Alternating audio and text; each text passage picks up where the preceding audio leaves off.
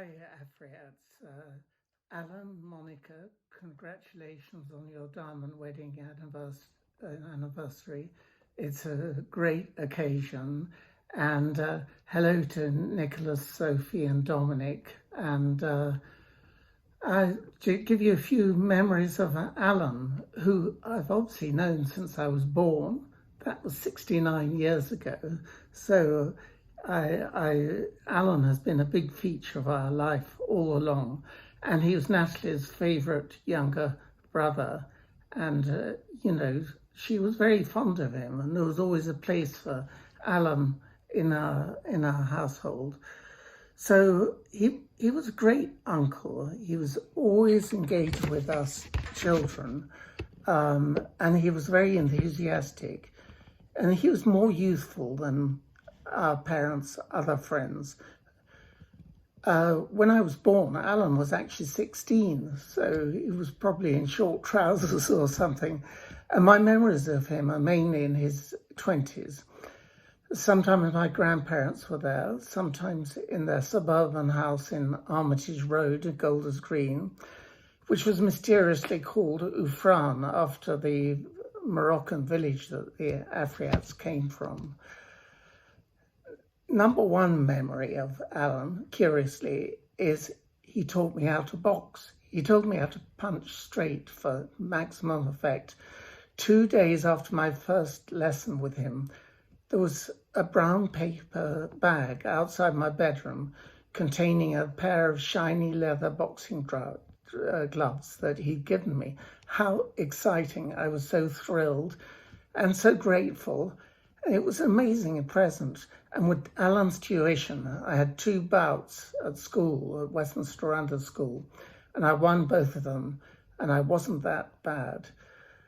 Alan also brought other exotic things into our life. He could play the bugle and the trumpet from his national service in the King's Troop Royal Horse Artillery. And I remember for some reason once he even had a euphonium in his cupboard, and he once got my grandfather Messel playing it. That was a bizarre scene. Alan always had a camera, and many of our childhood memories were recorded by him, and he even did movies which never featured in our life otherwise. He brought unimaginable modern technology into our 1950s lives. Without Alan, we'd have little record of our childhoods. Then Alan was technology exemplified, and the truth is I was a bit geeky to a kindred spirit of Alan.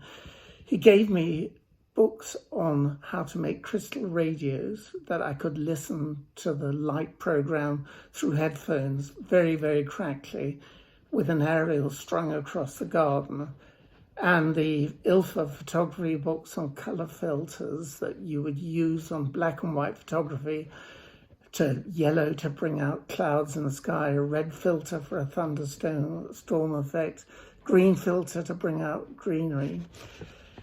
And also Alan would take us on expeditions. He was an accomplished horseman, and he'd take us riding at Richmond Park and teach us rather elaborate techniques, how to thread a double bridle between our knuckles. Again, his national service was brought to bear, how to hold the snaffle rein and how to hold the curb rein. The Afriats were accomplished horsemen. Natalie just wasn't interested very much. And when Alan married Monica, what a memorable wedding. She brought in an exotic French touch, and we were riveted by their bilingual French children, with Monica summoning them in French. And I remember their house in East Sheen, and the visits of Monica's French cousins, for example, Rosaline, who would teach us new French card games. And then they had the house in Redwoods, which was a great cooperative housing development. And Alan was heavily engaged in the development. And I think in another life, Alan could have been an architect. His enthusiasm was infectious and rubbed off on the design of a really nice house. More recently, I've enjoyed tracking down our ancestral properties in Mogador with Alan, Monica and Penny, and also the property in Agadir. They were hilarious encounters on an expedition where we met scruffy rabbis with their gravy-stained shirts and loudly arguing between themselves, and in Casablanca and Marrakesh, and the rundown lawyers that we met in our expedition. And we went to the court of the first instance in Casablanca before Judge Israel in an audience to assert our right to the family plots in Essaouira and Agadir.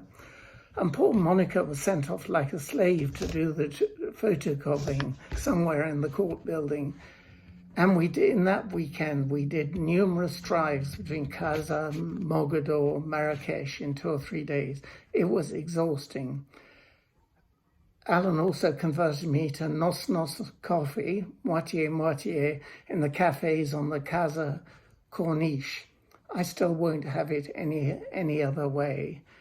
And also dealing with the dodgy rabbi fixer, Jacob Torgman from Tangier. And that story is not finished yet.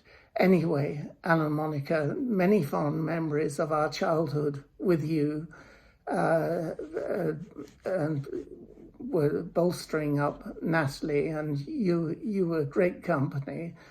And we wish you a really happy diamond wedding anniversary. Many, many congratulations.